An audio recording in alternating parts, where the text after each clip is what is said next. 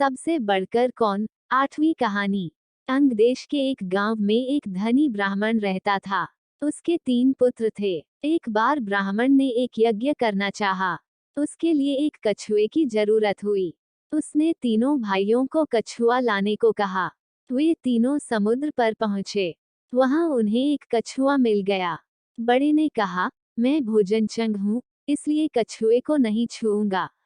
मझला बोला, मैं नारीचंग हूँ, मैं नहीं ले जाऊंगा। सबसे छोटा बोल, मैं शयाचंग हूँ, सो मैं नहीं ले जाऊंगा। वे तीनों इस बहस में पड़ गए कि उनमें कौन बढ़कर है। जब वे आपस में इसका फैसला न कर सके तो राजा के पास पहुंचे। राजा ने कहा, आप लोग रुकें, मैं तीनों की अलग अलग जांच करूंगा। इसके बाद राजा ने बढ़िया भोजन तैयार कराया और तीनों खाने बैठे।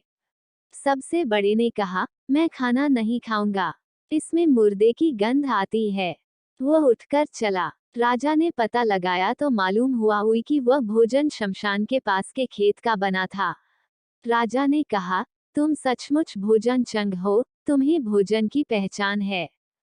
रात के समय राजा ने एक सुंदर स्त्री को मझले भाई के पास भेजा। ज्यों ही वह वहां पहुंची कि मझले भाई ने कहा, इसे हटाओ यहाँ से, इसके शरीर से बकरी का दूध की गंध आती है। राजा ने ये सुनकर पता लगाया तो मालूम हुआ कि वह स्त्री बचपन में बकरी के दूध पर पली थी। राजा बड़ा खुश हुआ और बोला, तुम सचमुच नारीचंग हो। इसके बाद उसने तीसरे भाई को सोने के लिए 7 गैदों का पलंग दिया। जैसे ही वह उस पर लेटा कि एकदम चीखकर उठ बैठा।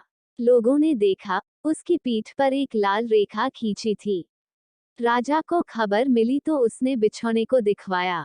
7 गैदों के नीचे उसमें एक बाल निकला। उसी से उसकी पीठ पर लाल लकीर हो गई थी।